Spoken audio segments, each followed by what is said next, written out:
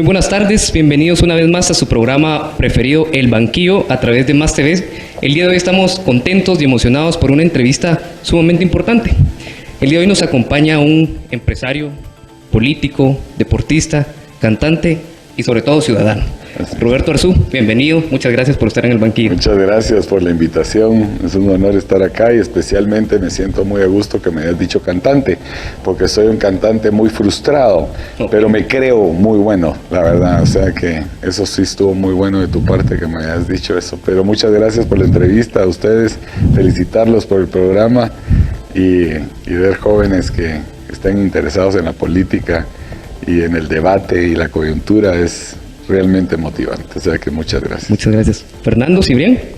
Bueno, la verdad es que emocionado de poder estar aquí, Brian, de poder estar contigo, de poder estar con ustedes, Roberto, y poder pues hacerle ciertas preguntas que estoy seguro que en casa quieren esas respuestas, quieren saber quién es usted, quieren saber su recorrido, y nosotros pues vamos a poder presentarlo, ¿verdad?, el día de hoy. Y yo quisiera empezar con una pregunta, ya Brian dio un poquito de lo que usted es, pero yo quisiera saber, en las palabras de Roberto Arzú, ¿quién es Roberto Arzú? Bueno, qué buena pregunta de entrada. Roberto Arzú es una persona muy común y corriente, la verdad. A veces creen que no, pero sí. Es un niño que fui al colegio, que vengo de una familia unida en muchos aspectos, mucha disciplina de parte de mi padre, no mucha de parte de mi madre. Tuve una niñez muy normal, ¿verdad? Bicicleta, chamuscas de fútbol, medio mal portado en el colegio, ¿verdad? No tan buen estudiante, pero la verdad una persona muy normal. De ahí empiezo mi vida empresarial muy joven, a los 17 años hago Futeca, que es el proyecto que empecé yo en el jardín de mi casa.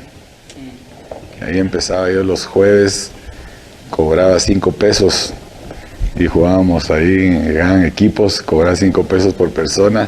Yo hacía los sanguchitos y las aguas y el que se ganaba el premio se llevaba la plata y así empezó Futeca. Y después ya nos fuimos aquí a la zona 14 y ya montamos un poco mejor las cosas. Empezamos de poco, nosotros éramos los que cortábamos la grama, porque antes era grama natural al principio, de los que marcábamos de cal de los campos, hasta nos tocaba arbitrar a veces, ¿verdad? Entonces, pero sí, después me quedé en lo que fue el tema empresarial, nunca estudié una carrera universitaria, arrepentido de eso. Ya más viejo estudié historia, un poco, y me dediqué, hemos hecho desde los 17 años más de 70 proyectos comerciales, de los cuales unos 50 han sido exitosos, centros comerciales, hemos tenido restaurantes, imprentas, agencias de publicidad, de viajes, hemos generado más de 30,000 empleos desde que tengo 17 años y en unos nos ha ido bien, en otros nos ha ido mal, ¿verdad? Pero yo siempre le digo a los jóvenes que la única forma de meter el penal es atreverse a patearlo. Y eso en la vida es importante porque la única forma de tener éxito es atrever a fracasar. Y entonces a los jóvenes yo los insto siempre mucho de que sean emprendedores.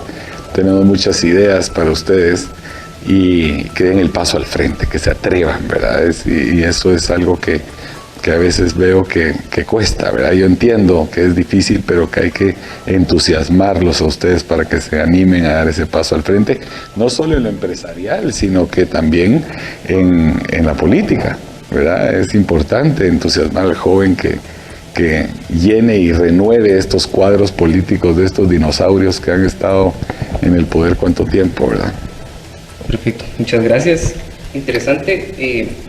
Uno de los aspectos importantes que cuando hablamos de Roberto Arzú se asocia es la figura de Álvaro Arzú, ser hijo de un presidente de Guatemala. ¿Qué anécdotas nos podría contar vividas durante la gestión, ya sea como alcalde o como presidente principalmente? ¿Y qué acciones de Álvaro Arzú lo han inspirado a usted? Bueno, primero voy a empezar por la segunda. Es una persona que con su ejemplo de servicio, nosotros fuimos educados y preparados para servir. Para nosotros es un honor servir, no es un tema romántico, es un tema de verdad. Para nosotros es un honor servir. Y mucha conciencia social. Mi familia, mis familias, siempre han tenido ese don de conciencia social y lo tenemos impregnado en nosotros. Y entonces, realmente, ese ejemplo de mi padre de 40 años de servicio y que murió literalmente sirviéndole a su país, es algo que para nosotros es un legado de compromiso, ¿verdad? Y es un legado de hacer las cosas bien. Y para eso nosotros, pero obviamente como buen hijo uno quiere superarlo, ¿verdad? Al padre, y entonces nuestras metas son muy altas y queremos hacer las cosas muy interesantes. Y anécdotas, bueno, nos podríamos pasar aquí días, pero tal vez una anécdota simpático es cuando fuimos a Japón, y gracias en japonés se dice arigato, pero suena como alligator, como de cocodrilo, ¿verdad? Y entonces nosotros con mi hermano, que éramos patojos, nos burlábamos todo el tiempo en el tema y decíamos alligator, alligator, alligator, ¿verdad? Y mi papá, su inglés era muy malo. Y entonces cuando vamos con el alcalde de Tokio, mi padre era alcalde en ese entonces la primera vez, y entonces ellos son muy ceremoniales y le regalan un jarrón, y entonces mi padre con mucha fuerza y convicción y sabiendo que lo estaba haciendo bien, le dice cocodril, le dice entonces el traductor lloraba de la risa, nosotros también, el alcalde de allá no sabía ni qué le había dicho. Bueno, la cosa es que así como eso son muchas anécdotas que se vivieron, que podríamos pasar aquí. Lindos recuerdos, la verdad. Gracias, gracias. Roberto, usted mencionaba de que desde joven usted empezó a emprender, ¿verdad? Sí. Justamente con Futeca, 30,000 empleos, también nos menciona. Yo quisiera saber en qué momento usted decide pasar de ser un empresario a querer optar por un cargo público y qué lecciones de sus emprendimientos podría llevar usted a su vida política. Qué bueno. Bueno, primero es que cuando yo llegué a tener mucho éxito muy joven, empresarialmente, hicimos Marina del Sur, por ejemplo, también proyectos grandes, y tal vez contarles algo aquí abiertamente a todos ustedes. Y yo soy alcohólico, fui alcohólico, gracias a Dios llevo 7 años de estar lejos de esa enfermedad, que es una enfermedad muy dura, muy cruel, uno para lastimando a las personas que uno más quiere al final.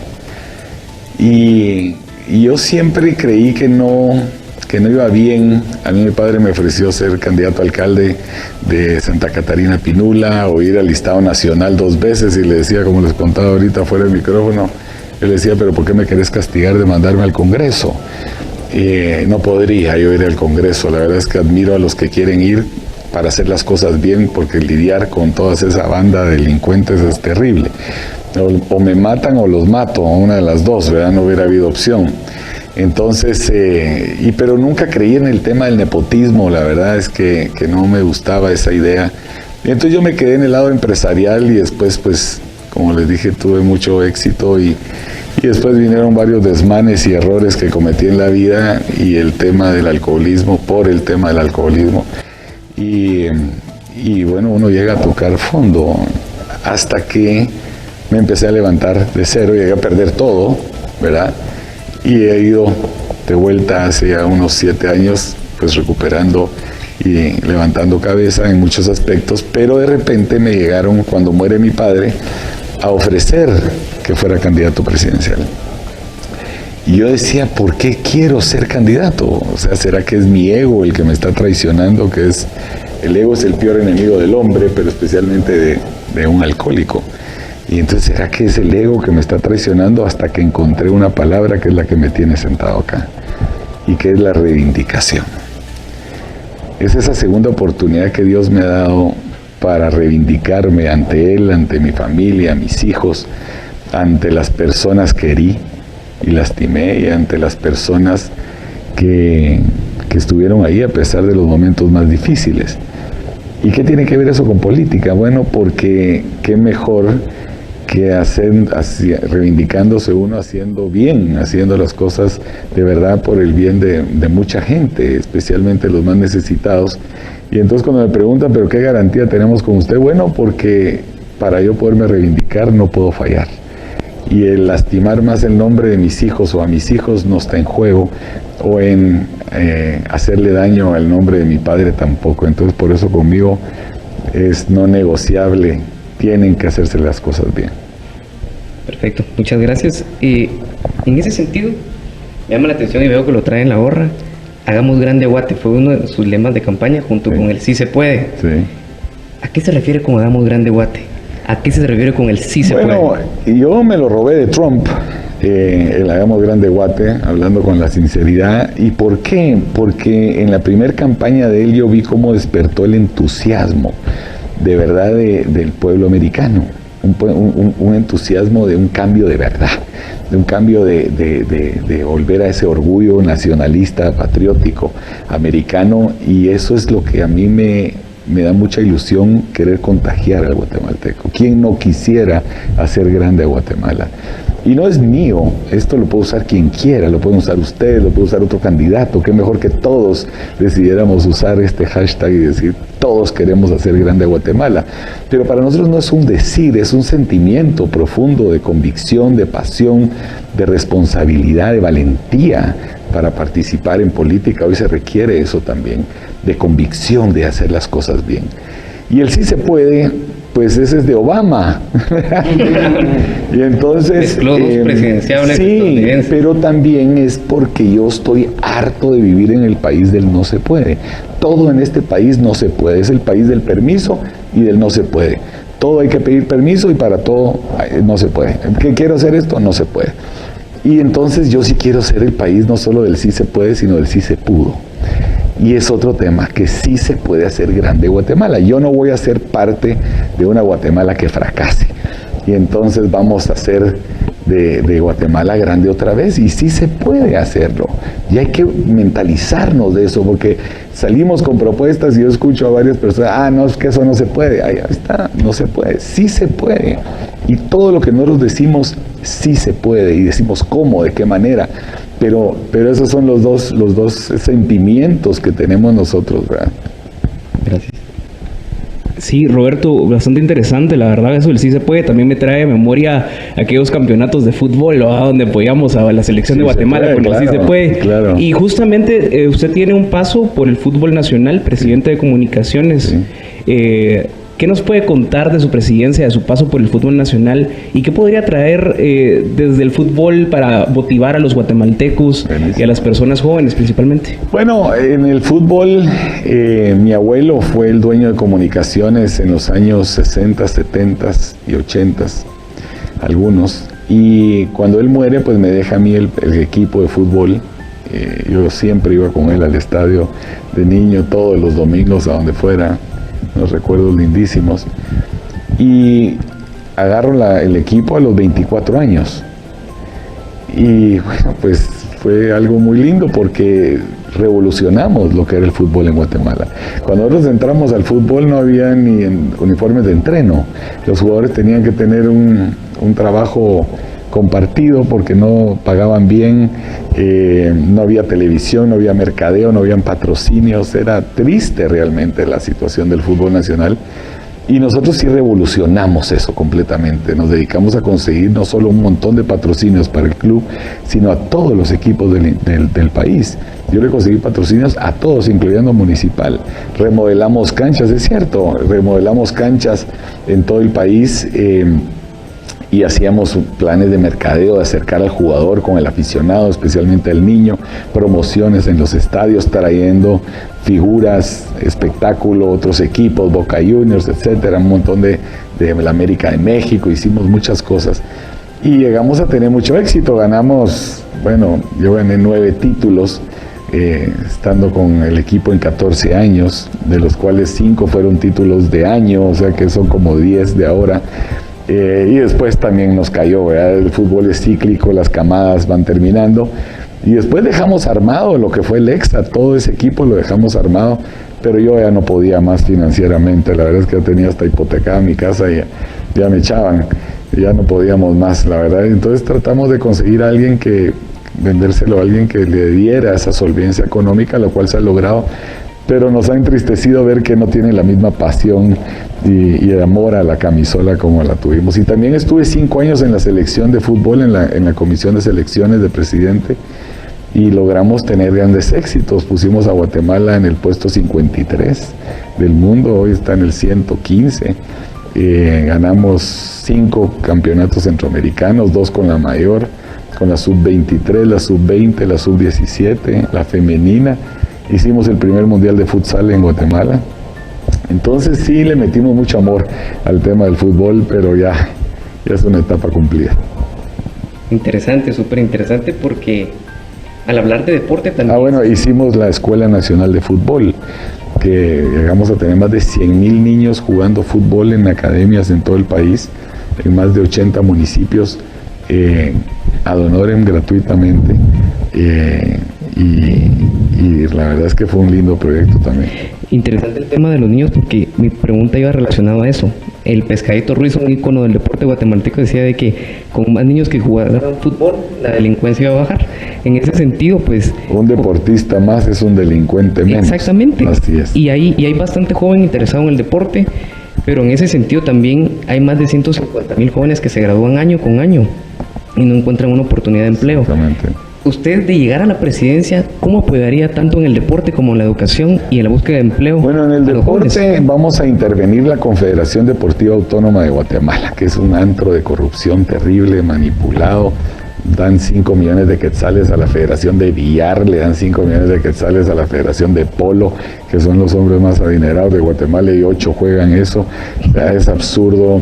Vamos a intervenirla y vamos a dar 500 millones de quetzales al año para la Escuela Nacional de Fútbol, pero va a ser para otros deportes también. Vamos a hacer en 340 municipios, uno en cada municipio, un centro deportivo grande, con grama artificial, iluminación, refacción deportiva, varios deportes con implementos, entrenadores, etcétera, para que podamos tener a todos los niños que quieran jugar. Ahí pueden jugar y entrenar el gordo, el flaco, el alto, el bajo, el bueno y el malo, gratuitamente todos los días, y es lo que hablábamos, donde cumple una función social, pero aparte van a salir grandes jugadores de fútbol que hoy se pierden, porque no empezaron desde pequeños, pero adicionalmente se pueden perder en otras cosas que no son buenas. Y bueno, con los jóvenes, eso que decís, primero nosotros hemos hablado de que vamos a dar 400,000 becas universitarias de 1,200 quetzales al mes para todos los jóvenes que quieran estudiar en las universidades y en la universidad que quieran. ¿Y por qué? ¿Y cómo? Primero es, la Universidad de San Carlos recibe 3,000 millones de quetzales al año de presupuesto. Tiene alrededor de 250,000 estudiantes. Debiera estar graduando 50,000 estudiantes al año en carreras promedio de 5 años y gradúa 10,000. Cada estudiante que se gradúe de San Carlos es más caro que si estuviera estudiando en Estados Unidos. Algo no está bien ahí. Hay catedráticos que ganan 50,000 quetzales al mes, personas que hacen la limpieza 20,000 quetzales al mes, se despilfarra y se pierde el dinero, no es eficiente, la infraestructura se cae a pedazos. Bueno, entonces nosotros le vamos a quitar el presupuesto al Consejo Superior Universitario y se lo vamos a dar directamente al estudiante. El subsidio debe ir al estudiante y no a estos corruptos para que se lo estén robando. Y para que el estudiante pueda estudiar en la universidad que quiera y que la San Carlos se vuelva eficiente y competitiva. Nadie le está quitando su autonomía, simplemente el dinero ahora lo va a tener el joven y no los del Consejo Superior Universitario, que hay 2 rectores procesados penalmente por corrupción, y ahorita creo que viene el tercero. Entonces sí, eso es una decisión tomada y es para eso. Pero la beca universitaria, hemos ido evolucionando las propuestas, se va a volver también una tarjeta. Aparte no soy tan exigente con las notas, porque como yo fui mal estudiante, entonces para tener la beca va a ser 75 puntos, no se preocupen, ¿no? En 75 puntos y un 80% de asistencia, porque es contra notas y asistencia. la beca universitaria. Entonces es accesible porque lo que queremos es incentivar al joven que saque su carrera, necesitamos profesionales. Y todo esto va amarrado de muchas cosas más, pero esa beca que va a ser su DPI, con el que van a pagar, y ahí se les va a depositar su dinero para pagar su universidad, va a ser también una tarjeta de descuento. Entonces van a poder tener 100 minutos de Claro, 100 minutos de Tigo, por decir algo, 10% en McDonald's, 2x1 en el cine, en el restaurante tal, en la discoteca tal, qué sé yo. Y entonces el joven va a tener un entusiasmo adicional, un incentivo adicional de decir, no quiero perder mi beca, quiero estudiar porque tengo este montón de beneficios adicionales. Entonces así ha ido evolucionando y creemos fielmente que es así. Esto va a ir de la mano porque no solo es el joven que no tiene la oportunidad de estudiar, sino que también es que no tiene la oportunidad de un trabajo digno con una carrera ya, el que ya se gradúa de la universidad. Nosotros a todas las empresas de Guatemala que inviertan sus utilidades y sus ganancias en Guatemala en algo que genere empleo formal, no van a pagar un solo centavo de impuestos sobre la renta. Cero. Y si es hotel, 0 impuestos sobre la renta y 0 energía eléctrica. Eso es para incentivar la inversión en Guatemala y que atraer la inversión de fuera o que se expandan las empresas acá, y para eso van a requerir de personas que estén preparadas y que tengan bueno, de todo, ¿verdad? Pero personas profesionales que necesiten y que tengan que trabajar en esas empresas. Entonces, la idea es crear empleos masivos para los profesionales, eso por un lado.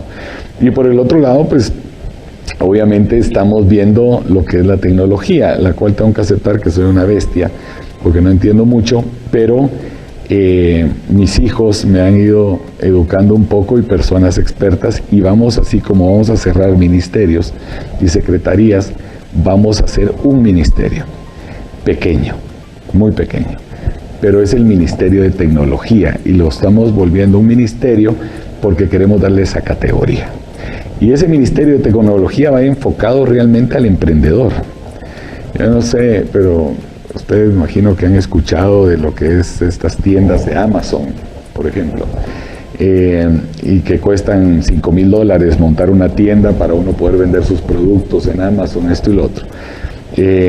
Entonces el gobierno les va a dar los créditos a los jóvenes para que inviertan en esas tiendas y que puedan estar vendiendo sus productos y sus negocios afuera de Guatemala, y también hacerlo internamente. Hoy no existe el comercio interdepartamental, increíblemente, pero por ejemplo hay cosas que se producen en Quiché que las podrían estar vendiendo en Retaluleu, por ejemplo, ¿verdad? Y entonces puede haber esa interacción entre los jóvenes también acá. Y el tema de lo que es que aprendan a poder sacar un técnico, por ejemplo, en el INTECAP, o prepararlos para todo lo que es esto del futuro, todo lo que es el presente, ya que es estos criptomonedas y NFTs y los no sé cuántos TIS y los no sé cuántos otros, que no entiendo mucho, pues, pero mis hijos sí, y me han enseñado y me han ido, pues, diciendo, mira, esto puede ser. Entonces le permite al joven poder, o a cualquiera, no solo a los jóvenes, también esto es para cualquier emprendedor, que pueda estar con su trabajo, pueda estar estudiando y puede tener su negocio paralelo, porque no tiene que estar detrás del counter 24 horas al día atendiendo, sino que lo puede estar haciendo de una manera tecnológica. Entonces sí, tenemos contemplado muchos programas y planes para los jóvenes, que es clave, ¿verdad? Para el país. El joven ya no puede seguir en la banca, tiene que ir al frente, y para eso tenemos que crearles oportunidades para poder tener realmente éxito y poderse desarrollar. No, excelente y bastante interesante esto de la tecnología, porque va muy ligado a algo que usted mencionó, energía eléctrica. Sí. Entonces hay una propuesta que usted estuvo mencionando en los últimos días acerca de no pagar energía por los próximos 10 años. Así es. ¿Qué nos puede contar de eso, Roberto? Bueno, primero es que sí se puede. Porque así nos atacan algunos que no se puede o que es populista. No, miren, nosotros, nuestro plan de gobierno se basa en lo que es la economía de consumo. ¿Y qué quiere decir eso? Primero, creemos en que hay que hacer un gobierno más pequeño, mucho más pequeño. Entre menos dinero tiene el gobierno, menos se lo pueden robar, muy lógico. Y quitándole el dinero al gobierno, entregándolo de una manera directa, con impuestos directos y de una forma transparente y pareja a las personas, se puede lograr. Todos los guatemaltecos, todos, pagan impuestos. Ustedes pagan impuestos. ¿Sabían eso o no? Sí. Los niños pagan impuestos. El indigente en la calle, cuando uno lo ayuda para que vaya a comprar algo, paga impuestos. Todos pagamos IVA. Y al gobierno le entran 19 mil millones de quetzales de IVA. El 25% de la recaudación es del IVA de consumo. Entonces, nosotros, primero los gobernantes nunca quieren contar esto porque no quieren que los guatemaltecos se sientan que tienen derechos. Y los empresarios muchas veces les hacen sentir a los demás que solo ellos pagan impuestos, porque la base tributaria formal es muy, muy pequeña. Pero no es cierto, todos pagan impuestos. Entonces, incluso una señora en el mercado que vende sin factura, ella misma va a un lugar después a comprar algo que paga impuestos. Entonces, al final de la cadena, todos pagamos impuestos. Entonces, la idea es agarrar esos 19 mil millones de quetzales y devolverlos de una manera pareja, transparente y cero corrupción a todos los guatemaltecos, creando una economía de consumo. Entonces, al agarrar 7.500 millones de quetzales, le vamos a pagar la energía eléctrica en la vivienda a todos los guatemaltecos por 10 años. Ese es el presupuesto exactamente que tiene hoy el Ministerio de Desarrollo, donde al día de hoy no entiendo o nadie me ha podido decir qué hace el Ministerio de Desarrollo. Solo que tiene cualquier cantidad de plazas fantasmas, esas bolsas solidarias o no sé qué, que es una corrupción terrible, que nadie sabe quiénes las reciben. Yo no he logrado encontrar a una persona que las reciba, o programas sociales que realmente funcionen. Y no hay mejor programa social que ayudar económicamente a todos. Entonces, ¿qué pasa? ¿Ustedes viven con sus papás o solos? Con mis papás. Con mis papás estoy. Entonces ustedes no sé cuánto sabrán, si saben ustedes cuánto paga de energía eléctrica sus papás en su casa. Como unos 500 quetzales, diría yo. ¿No? Sí, más o menos unos 800. Bueno, ¿qué pasaría si no tuvieran que pagar esos 500 quetzales tus papás? Tendrían opción tal vez de gastar en otras cosas. ¿Qué harían con eso? Gastarían en una mejor calidad de vida, en consumo. ¿Y qué hace eso? Entonces, ese consumo que van a ir a gastar tus papás o ustedes a un restaurante, quiere decir que el dueño del restaurante va a vender más.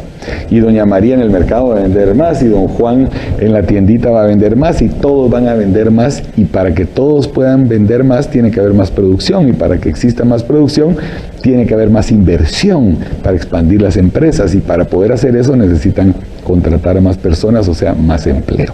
Y entre más empleo, más consumo, y más consumo otra vez más IVA, y regresa de vuelta.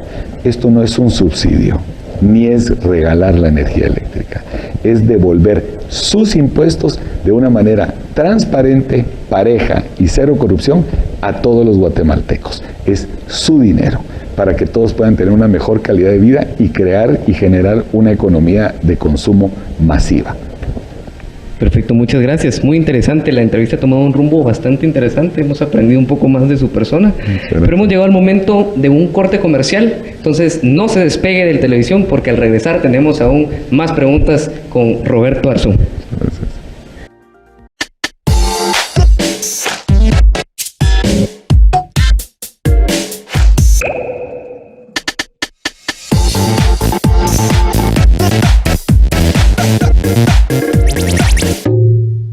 Y regresamos al banquillo por Más TV. Hoy tenemos una entrevista muy interesante. Nos acompaña Roberto Arzú. Y justo al principio de la entrevista, Brian, cuando lo introdujo, mencionaba de que él también es cantante. Roberto, ¿cuál es tu música favorita? ¿Cuál es tu canción favorita? ¿Qué nos puedes contar de la música? A mí me encanta la música, soy cantante frustrado, esa es la verdad. Me hubiera encantado ser rockstar, la verdad, me hubiera encantado. Pero la verdad es que no. O sea que cuando se echan 5 tequilas me escuchan mejor cuando canto. Pero me gusta el rock, me gusta todo tipo de música, el reggaetón no mucho y el rap sí, ahí sí estamos fregados. Pero de ahí todo, la verdad que me gusta mucho la música, me encanta, haciendo ejercicio todo el tiempo, cantando en la regadera. Perfecto, y hablando de cantar, ¿qué le gustaría cantarnos? A ver, cántenos algo en este momento. A la arancha, es que yo no sé canciones de Bugs Bunny, o ¿cómo se llama este? Del Bad Bunny. No sé qué le canto ahí Vamos a ver. En la audiencia que tenemos allá en casa viéndonos. Usted es la culpable de todas mis angustias y todos mis quebrantos. Usted llenó mi vida de dulces inquietudes y amargos desencantos. Ya no. Muy bien, muy bien. Estar en casa, un aplauso desde casa. Gracias. Excelente. ¿Le gusta Luis Miguel? Me encanta. Bueno, me gusta como canta. Ah, bueno. Ahora que está de moda ese tema, mejor aclaramos rápidamente. Buenísimo. Hablando un poco de ese tema, Roberto, queremos siempre ir en la línea de educación como veníamos hablando. Y algo por lo que fue caracterizado su padre, el presidente Álvaro Arzú, es acerca de la privatización. Y en Facebook nos sugerían una pregunta que es que si su propuesta en la salud, en la medicina y en la educación es privatizar. Hombre, ¿cómo va a creer? En primer lugar, lo que hizo mi padre no es una privatización. Eso lo usan maliciosamente. Y no es que tenga algo de malo privatizar, simplemente no es cierto. Lo que mi padre hizo es vendió activos del gobierno que eran corruptos, obsoletos, ineficientes, y desmonopolizó las empresas que eran un monopolio estatales. Por ejemplo, cuando vendieron Guatel, lo vendieron a Telgua, pero automáticamente se abrió el mercado. Y entró Belsouth, entró Telefónica, entró Tigo, ¿verdad? Y habían 4 o 5 compañías dando el servicio y eso generó una competencia, mucho más eficiencia. Y por ejemplo, ustedes no se acordarán, pero sus papás y sus abuelitos sí les pueden preguntar. Antes de que se desmonopolizara eso, las telecomunicaciones, uno tenía que pagar 20,000 quetzales por una línea telefónica para que se la llevaran a su casa 6 meses después. Y uno para llamar a la novia tenía que hacer cola en las cabinas de Guatel y pedirle a Dios que estuviera ahí en la otra cabina, en el otro lugar, en el puerto. O sea, casi con señales de humo había que comunicarse. Hoy, ustedes los jóvenes creo que tienen hasta 2 celulares y hay más celulares en Guatemala que habitantes. Y la conectividad en 2 segundos existe una red que ni en Estados Unidos existe la eficiencia de lo que es la telefonía celular en Guatemala. Entonces, es al revés, primero que todo. En el tema de la energía eléctrica, peor aún, había una empresa, que era el INDE, que era estatal y corrupta. El 40% de los guatemaltecos teníamos energía eléctrica y el 60% no. Y cuando se desmonopolizó la empresa eléctrica, se puso a competir ahora contra más de 50 generadores. El kilovatio en Guatemala es el más barato de toda América Latina, por ejemplo. Segundo lugar, Guatemala hoy tiene capacidad instalada de 3.500 megas y usamos 1.900. En esa época habían apagones de luz porque no había suficiente energía y hoy hay cobertura del 95% de energía eléctrica en el país. Sus papás y sus abuelitos les pueden contar en la época Serrano que nos apagaban la luz a todos los guatemaltecos a las 8 de la noche y hasta las 8 de la mañana para racionalizar la energía porque no alcanzaba. Entonces teníamos que teníamos que importar energía, ahora exportamos energía eléctrica a Guatemala. Claro, hay cosas que hay que arreglar.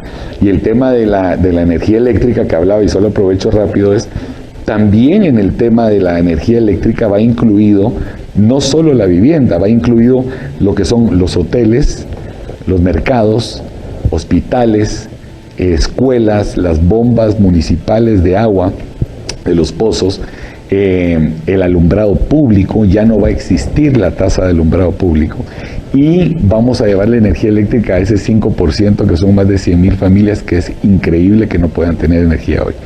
¿Y cómo? Hoy el INDE maneja lo que es la tarifa social y la subsidia ilegalmente, pero ahora como el gobierno les va a pagar a todos su energía eléctrica de sus impuestos, porque todos lo pagan, entonces le va a liberar al INDE 1.200 millones de quetzales al año. De eso vamos a sacar un crédito de 15,000 millones de quetzales para ponerle paneles solares y energía solar a todo lo que les acabo de mencionar. Por eso es que ya no van a tener que pagar los mercados, hoteles, etcétera, y todo esto. ¿Por qué los hoteles? Porque queremos llegar a 6 millones de turistas. Por cada dólar que gasta un turista se convierte en $2 para la economía. Y tenemos un país que tenemos tanto que ofrecer turísticamente y hacemos un esfuerzo para hacerlo tan mal que nosotros sí vamos a llegar a 6 millones de turistas y para eso necesitamos 10,000 cuartos. Hoy tenemos 3,000 cuartos, entonces con incentivos de no pagar impuestos sobre la renta y de no pagar energía eléctrica en los hoteles, van a volcarse aquí a invertir muchos hoteleros que aparte promueven el turismo. Y eso, si quieren, ya me pico en el tema y les cuento que vamos a despedir a todos los embajadores de Guatemala en el mundo, a todos. Se van todos los embajadores de cócteles y compadrazgos, se acabó. Vamos a poner embajadores comerciales que tienen que hacer solo 3 cosas: atraer inversión a Guatemala, promover el turismo y abrir mercados para los productos de Guatemala. No tienen que ir a cócteles de las embajadas de no sé qué, esos son bauses, y que ganen esos embajadores contra resultados. Ok, interesante. Bastante interesante. A mí me gustaría también que abordáramos el tema de la seguridad. Sí. Es un tema que le interesa mucho a los jóvenes y a las familias guatemaltecas. Nosotros vamos a sacar el ejército a la calle, vamos a militarizar las cárceles, vamos a implementar la pena de muerte otra vez, incluyendo ahora al extorsionista, porque ese mata a las personas en vida, no solo el secuestrador, el violador, el asesino, sino que ahora también el extorsionista. A los mareros ahora les vamos a dar 2 oportunidades: o estudian con su beca universitaria y se ponen a hacer las cosas bien, o se rinden o se mueren literalmente ahí. Nosotros vamos a velar por los derechos humanos de las personas de bien, no de las personas de mal. Yo no soy quien para perdonar a los criminales, eso queda en manos de Dios, pero yo solo me encargaría de mandárselos a Él. Eso sí se los puedo asegurar. Entonces nosotros vamos a retomar el territorio nacional, vamos a devolverle la paz y la seguridad sacando el ejército, y me pueden venir a decir que el pacto del San José o que el pacto de no sé quién y el tema de que los derechos humanos, me vale madre, con todo respeto, y el tema se los digo así de claros. Yo voy a velar por los derechos humanos de las personas de bien y la seguridad de la familia guatemalteca. Conmigo va a ser no negociable. Eso también va de la mano de lo que es el tema de la seguridad preventiva, militarización de las cárceles, seguro, ya no van a poder, y lo que ha hecho el presidente Bukele lo haría peor aún todavía, quitarles todos los privilegios a estos canallas que hacen todas esas atrocidades todos los días. Y que lo aplaudo. Pero también creemos en la que es 3 cosas. Uno es el tema de la seguridad preventiva, iluminación y cámaras. Meter cámaras e iluminación por todos lados del país, para que no tengan dónde esconderse estas ratas. Y 2, lo que es la educación desde los jóvenes. Nosotros en la escuela, ahorita me voy a cambiar de tema, y ya no te contesté lo que se iba a privatizar yo la salud y la educación, y qué bueno que me acordé. Es al revés, nosotros vamos a hacer lo que es impuestos directos a las escuelas. Hoy el Ministerio de Educación y el Ministerio de Salud tienen entre los dos 27,000 millones de quetzales. El 32% de ese presupuesto se va en administración, 9,000 millones de quetzales. Bueno, entonces nosotros lo que vamos a hacer es que las empresas todas puedan pagar directamente sus impuestos a las escuelas y que los maestros y padres de familia coadministren ese dinero, porque nadie mejor que ellos saben lo que necesita esa escuela. Unas escuelas van a necesitar agua, otras van a necesitar esto, todas van a tener computadoras, y no es un regalo de la empresa, es su obligación, porque son sus impuestos que tienen que pagar. Si no los pagan, se van presos. Entonces, pero es una manera más fácil de controlar, y la infraestructura y el desarrollo, y el maestro va a estar mejor pagado, el verdadero maestro, porque también hay plazas fantasmas. Entonces ahí sí van a tener un salario digno, mucho mejor, y con una infraestructura donde ellos mismos las van a administrar exactamente igual en lo que es la salud. Por ejemplo, van a haber empresas como Tigo, que va a pagar sus impuestos directo al Roosevelt, y Claro va a pagar sus impuestos directos al San Juan de Dios, y entonces ahí no va a faltar una jeringa, ¿me entienden? Porque se va a manejar bien, pero es totalmente público y gratuito las escuelas y lo que es el tema de la salud. Nunca haríamos algo así. Muchas gracias. Interesante lo que mencionaba, porque precisamente era una de las preguntas a las que iba a ir, que nos habían preguntado nuestra audiencia a través de Facebook, que usted en el caso de la circunstancia que está atravesando El Salvador del presidente Bukele, pero nos ha contestado que igual el tema de la militarización y que actuaría peor. Pero en ese Es mismo más, sentido, yo lo dije y saqué hoy, pueden ver en mi Facebook, lo pueden ver, un video de la campaña presidencial pasada, que fue antes que llegara Bukele, diciendo exactamente lo que estoy diciendo hoy. O sea, no es algo que me estoy diciendo por lo que estoy viendo con Bukele. Nosotros lo dijimos hace 2 años y medio, en donde decíamos textualmente lo que te estoy diciendo ahora y nos mantenemos firmes en eso. Ok, interesante, gracias. Y siempre en la línea de lo que nos han preguntado a través de Facebook, un tema polémico hasta cierto punto es la acusación del Tribunal Supremo Electoral hacia usted sobre la campaña anticipada y otros 2 personajes de la vida pública. ¿Qué nos puede contar de eso? Bueno, yo no he sido notificado de nada personalmente, pero me enteré por los medios que andaban diciendo esas cosas. Miren, eso es lo que es el fraude moderno ahora. El fraude moderno, antes los fraudes eran robándose las urnas, quemando las papeletas. Ahora es descalificando y no dejando inscribir, como lo que pasó en Nicaragua ahorita hace poco. Metieron a 8 candidatos de la oposición presos antes de las elecciones y solo quedó el candidato. Bueno, aquí vamos al mismo paso. Este pseudo dictador delincuente de presidente que tenemos, porque no hay otra palabra para decir lo que es el corrupto más grande de la historia de este país, se ha dedicado a cooptar con su banda de delincuentes las instituciones, entre ellas el Tribunal Supremo Electoral, el cual se van a meter en problemas los magistrados si siguen ese mismo juego y son cómplices de la ilegalidad, porque es hasta penal lo que están queriendo manejar. ¿Por qué? Porque primero tiene que ser parejo para todos. O sea, no puede ser que todos estén ejerciendo su libre expresión del pensamiento, pero solo algunos cuantos nos están diciendo que no lo hagamos, ¿verdad? Y que no podemos hacerlo. Segundo, la Constitución está arriba de cualquier ley que exista. Así es. No hay otra opción. Y la Constitución dice que todos los guatemaltecos tenemos derecho a expresarnos libremente, como lo estoy haciendo ahorita yo y como lo están haciendo ustedes. Porque si hoy ustedes, teniendo este programa, están promoviendo su imagen, al expresarse libremente, mañana ustedes no podrían ser candidatos tampoco. Así de absurdo y de ridículo es esa ley y de manipulable, porque queda a criterio de ellos. Nosotros estamos en ley, no estamos pidiendo el voto, estamos en el debate y la coyuntura. Aparte, ¿cómo se va a dar a conocer un nuevo líder si no puede estar en la coyuntura, en sus redes, promoviéndose y aparte que las personas lo conozcan? Aquí lo que pasa es que esta ley fue creada para que estos delincuentes que están hoy en el poder sigan en el poder, porque no pueden promover ni una nueva figura su imagen, y tampoco deja que critiquemos, que seamos oposición. Entonces aquí quiere que solo se le aplaude, y como tiene comprado a todos este pseudo dictador, entonces eso es lo que ellos pretenden. Descalifico a estos y sigo en el poder, cooptando las instituciones y que siga la corrupción como la manejan hoy.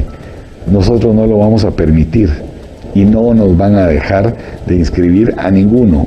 Y nosotros somos de la opinión que participen todos, porque de esa manera va a tener legitimidad el próximo gobernante y que los guatemaltecos tengan el derecho a elegir libremente y democráticamente a los que ellos consideren que sea la persona que quieren que guíe los destinos de su país. Esa es la manera de una democracia libre y nosotros vamos a pelear por eso siempre. No hay campaña anticipada. Roberto, en esa misma línea de hablando de la gestión, en todo gobierno, en toda administración pública existen aciertos y desaciertos. Precisamente en el tema del agua ha sido algo cuestionado en la comuna capitalina, pero hablemos de la presidencia de Álvaro Arzú. Puntualmente, 3 aciertos y 3 desaciertos. Bueno, la firma de la paz, sin duda. El tema de la desmonopolización de la energía eléctrica y las telecomunicaciones, absolutamente. Y que pararon la delincuencia al 100%. Cuando él entró, habían robos en bancos, secuestros a todo nivel, era una cosa tremenda, porque se empezó a confrontar a la delincuencia. y al crimen organizado, y después pararon eso al 100%.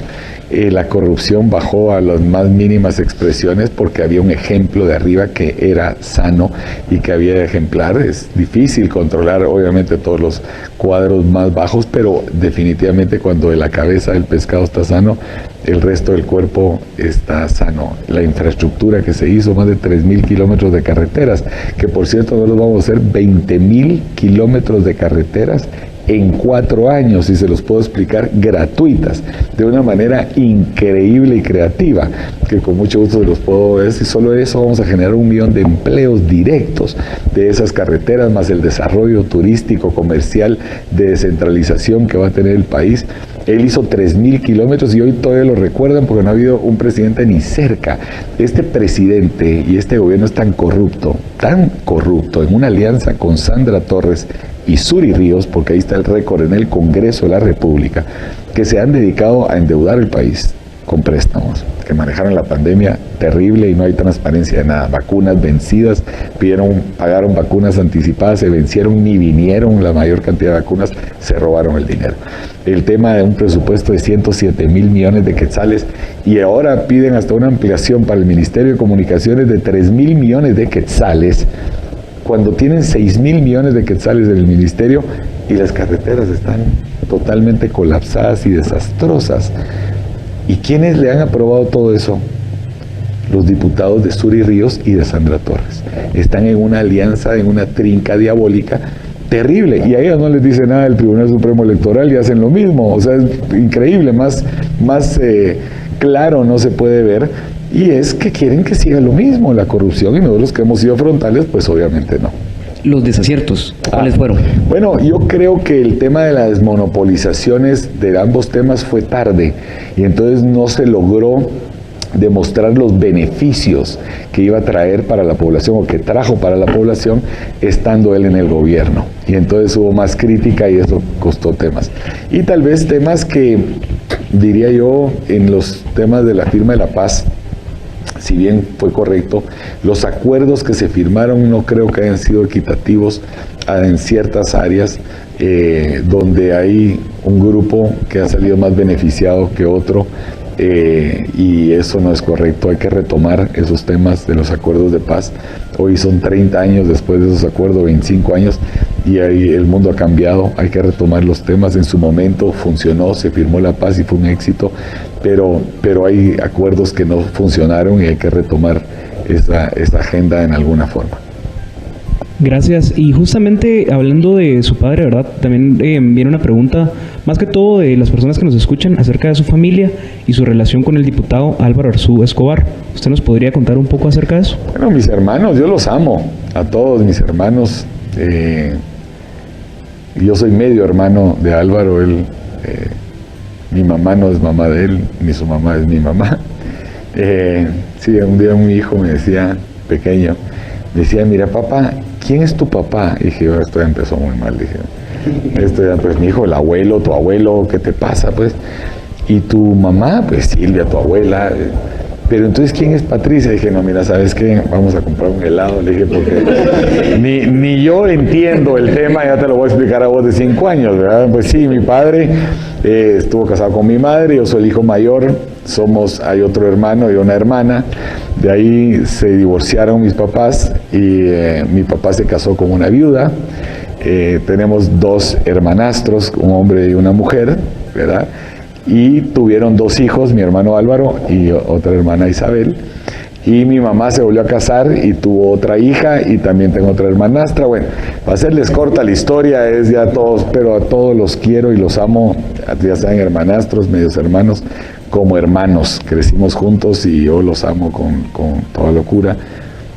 Pero no necesariamente comparto ciertas cosas, y compartimos ciertas cosas.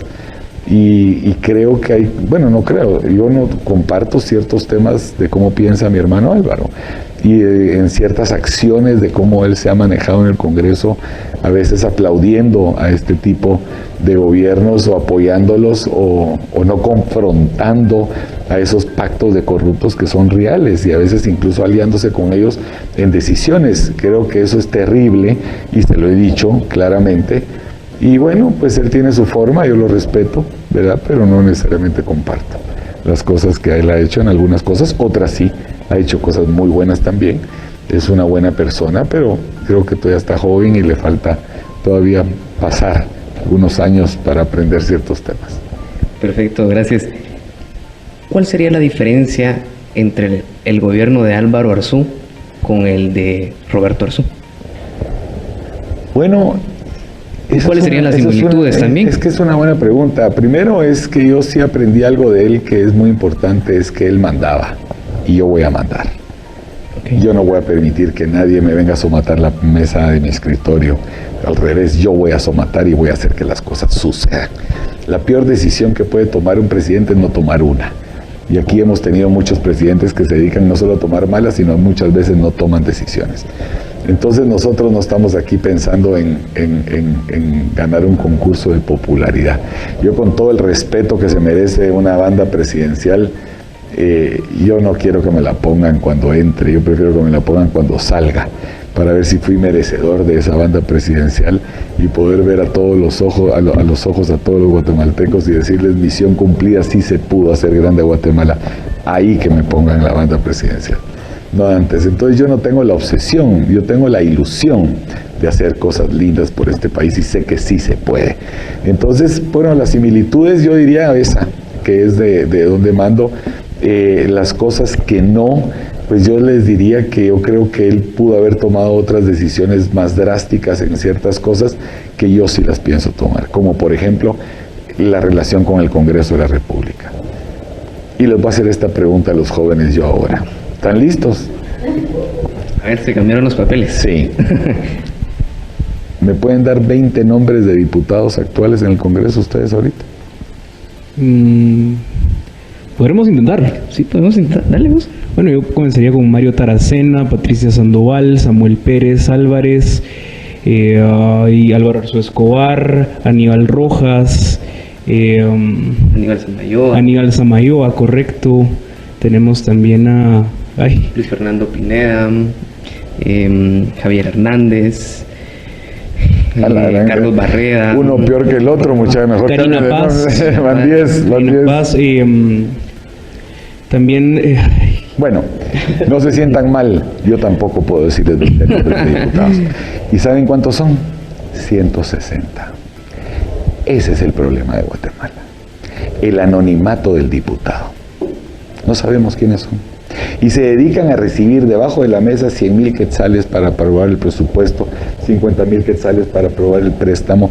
Así se dedican. Entonces, a mí me dicen, porque esta decisión de la energía eléctrica, y qué bueno que me acordé, no tiene que ir al Congreso, para empezar. O sea, ni siquiera voy a tener que ir al Congreso, sino que lo podemos hacer al día siguiente, y así nos comprometemos a hacerlo. Pero hay otras cosas que sí vamos a tener que ir al Congreso. Y entonces, ¿cómo vamos a hacer para que lo aprueben? Y yo les digo, miren, es que yo no voy a ser parte ni de un juego político de los diputados, y mucho menos voy a permitir que me chantajeen o me extorsionen. Entonces yo le he dicho a los mismos diputados nuestros que si nosotros ganamos la presidencia, yo no voy a tomar posesión en el Teatro Nacional, tomaría posesión en el Congreso de la República. Y yo no le voy a hablar en ese discurso que va a durar 10 minutos, porque no tenemos tiempo para discursos, sino ponernos a trabajar de verdad.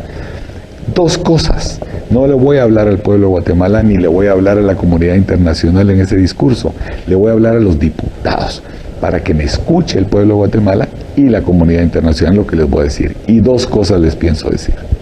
La primera es que me voy a reunir con todos los diputados, con todos, juntos, una vez al mes. Pero esa reunión va a ser pública, grabada y en vivo y a todo color, en cadena nacional. Y ese día, ahí, voy a evidenciar a uno por uno de los diputados quién no se va a comprometer con que todos los guatemaltecos puedan tener agua potable, que podamos proteger a nuestras fuerzas de seguridad y no proteger a los delincuentes para que salgan a retomar el territorio nacional, etcétera, etcétera. Y los voy a evidenciar con la foto de ellos, con su nombre, por qué partido fue electo, con el número de teléfono de su casa o el de su novia o el del amante, y la dirección de su casa, para que los guatemaltecos vayan a sus casas a exigirles que ellos, que se dicen ser los representantes del pueblo, hagan las cosas correctamente. Y ahí va a cambiar este país. Y la segunda cosa que les voy a decir es que aquí están las primeras 16 leyes, es una sesión ordinaria y que tengo todo el tiempo del mundo para que las empiecen a pasar en ese día de la toma de posesión, ahí mismo. Y que ese día sea el primer día que queden evidenciados los que no quieran que pasen las leyes en Guatemala. Correctas. Bueno, excelente. La verdad es que ya nos queda poco tiempo. Hombre, y, está muy bonito. y queríamos hacer una dinámica especial con usted. La dinámica consiste en que le vamos a dar ciertos nombres y palabras y usted nos va a decir lo primero que le venga a la mente. ¿Comenzas, Brian? Jordán Rodas. No me vayas a... Ah, bueno, empezaste con... Yo te iba a decir, no me vas a decir Alejandro Yamatei porque no lo puedo decir en la cámara, no lo puedo decir en televisión. Jordán Rodas, nefasto. Álvaro Arzú Escobar. Mi hermano. Congreso de la República. Hay que prenderle fuego. Cremas de comunicaciones. ¿Cómo no te voy a querer? Ley de aguas. Ley de aguas necesaria, una regulación de las aguas en Guatemala absolutamente. Elección de cortes. Manipuladas, cooptadas, Libre competencia económica. absoluta. Consuelo Porras. Quisiera creer que está bien. Alejandro Yamatei. No puedo decirlo en las cámaras. No puedo. No tengo palabra en el diccionario, ni bueno ni malo. O sea, es terrible. De verdad es que es el hombre más nefasto que he visto sobre la faz de esta tierra. La última, Guatemala. Mi país. Perfecto. Nuestro país. Perfecto. Muchísimas gracias, Roberto. Gracias por el tiempo, los televidentes en casa, gracias por acompañarnos. Ustedes pueden formarse también su propio criterio respecto de las respuestas de Roberto Arzú. Fernando. No, la verdad es que gracias por todo el tiempo. Gracias por sintonizarnos, como dijo Brian, y nos miramos en un próximo capítulo del Banquillo por Más TV. Roberto. Bueno, pues muchas gracias. La verdad es que ha sido muy ameno. Yo los felicito. Los invito a que participen en parte en política. Ver jóvenes como ustedes entusiasma mucho, como ustedes. Que las mujeres deberían estar también entrevistando, ya ejerzan el liderazgo y saquen a los hombres. Pero la verdad es que me encanta. De verdad esto, cuando quieran, estaré a las órdenes. Y bueno, decirle a los jóvenes, de verdad, no todo está perdido. Vienen momentos buenos y yo estoy listo para hacer grande a Guatemala. ¿Están ustedes? ¿Están ustedes? Roberto. ¿Están listos para hacer grande a Guatemala?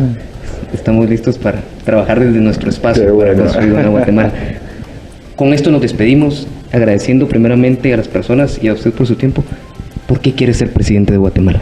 Porque sé que se puede hacer grande a este país de verdad. Y es porque es una oportunidad que Dios me ha dado, una segunda oportunidad en la vida para hacer las cosas bien. Y esa no la pienso dejar pasar. Y obviamente tenemos un equipo espectacular. Creo en que hay que hacer las cosas diferentes, disruptivas, creativas. Ya no se puede pretender que haciendo lo mismo vamos a obtener resultados diferentes. Y por esa razón queremos dar ese paso al frente. Ya alguien tiene que tomar control de este país y yo estoy dispuesto a trabajar con nuestro equipo para hacerlo una realidad. Ya no más pajas. Obras y no palabras. Eso es lo que queremos hacer. Y por eso es que les pregunto siempre a todos que si están listos para hacer grande Guatemala, porque no es apoyarme el decirme eso, es que estemos listos, emocional, comprometidos de hacer grande a este país, porque sí se puede. Eso no es ir por Roberto Arzú, eso es porque debemos de cautivar ese sentimiento todos los guatemaltecos, que sí se puede, ya no más el no se puede. Perfecto. Muchas gracias a todos, muchas gracias Roberto nuevamente. Muchas gracias. Y nos vemos en una próxima de El Banquillo.